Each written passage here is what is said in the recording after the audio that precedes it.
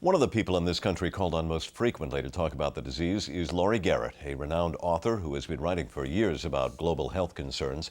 She's a senior fellow at the Council on Foreign Relations and joins us tonight from the Council studio here in Manhattan. Thank you for being with us. Thank you. At this point, how fast is H1N1, the virus, spreading around the world? Well, as far as we can tell, it's in at least 3 continents, and it's spread pretty widely all over the world. But you're looking at very isolated, scattered cases here and there.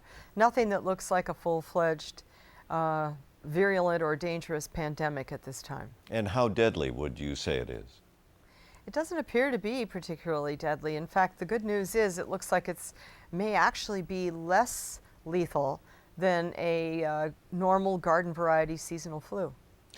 The greatest number of hospitalizations and deaths have occurred, of course, in Mexico. So walk us through the Mexican government's response and tell us, if you could, how effective you think that they have been. Well, I think the world owes Mexico a great debt of gratitude. They took very aggressive steps that have probably radically slowed the spread in Mexico and bought all the rest of the world some time by slowing down the spread of the virus. They may also, by doing so, have slowed the possibility of the virus finding ways to better adapt to human transmission. Obviously, that's what viruses do. They go into a species, they adapt, they figure it out, and they become more aggressive within transmission modes in that species. So it's very, very important early in an epidemic to try and slow it down. And Mexico did just about textbook everything. They shut down all major public venues. They had massive distribution of masks, face masks, to the entire population of Mexico City and much of the outlying area. They conducted very aggressive epidemiology to try and track down who was giving it to whom and how and why and trace it back in time. They worked with our CDC to develop better, faster laboratory capacity so that they had the exact perfect reagents in order to drill down and figure out which of these people over here that we have piled up in the hospitals are actually this flu versus garden variety flu or something else altogether. That's one of the reasons you've seen the numbers going up and down and all over the place, is because they are really finally verifying each individual case as tediously and carefully as possible. And it's been a very expensive exercise for Mexico at a time when that country has been hit very hard by the global financial crisis. So I do think that we all owe Mexico a great deal of gratitude. And in this country, how has our government, how well do you think they've responded to contain the disease? Well, containment has never been an option. The thing about flu is you can't contain it. It's not like, anthrax, which doesn't transmit from person to person. So if you can identify how people are exposed and contain it, you've got control. Flu is so contagious that it's hard to keep it geographically contained. Overall, though, I would say that our government officials have responded with the appropriate tone. They've struck the right note, whether it's here in New York City, where I'm speaking to you, and Mayor Bloomberg, or whether it's at the federal level and, of course, at the CDC in Atlanta.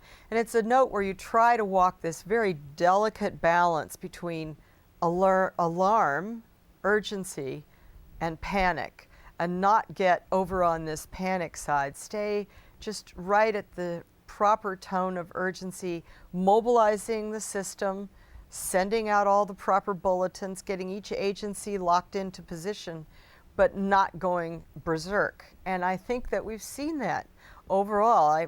It's regrettable that Vice President Biden kind of stepped over that line, but overall, I would say our government response has been quite mature and sophisticated.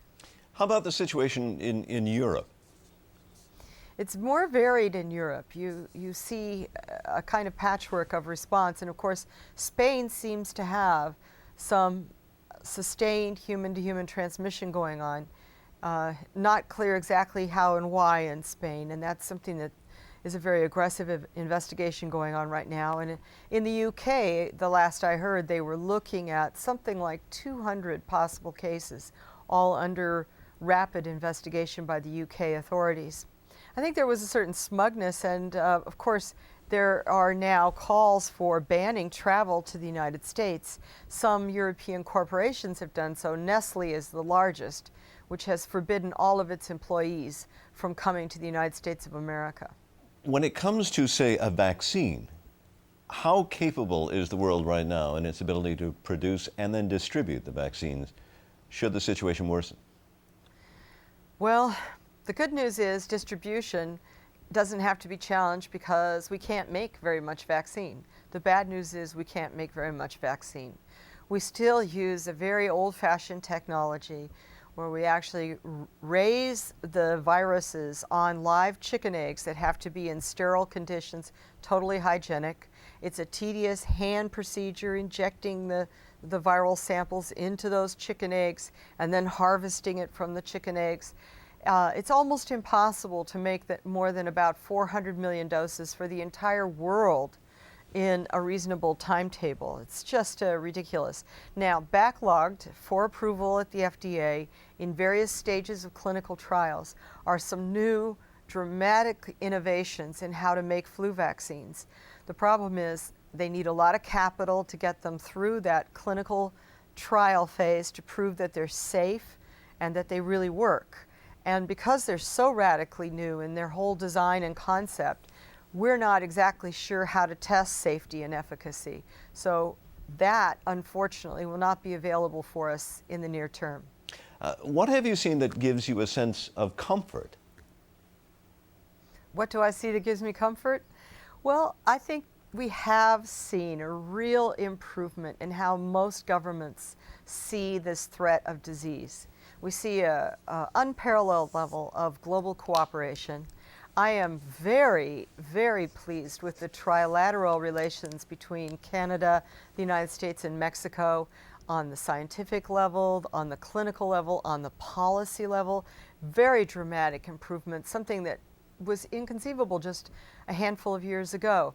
And I think WHO has shown that they have found a way to go to an alert level without going to a panic level, and to mobilize resources and put out calm but accurate information. I've been pleased to see that we're on a learning curve as a global community, and we're going in the right direction.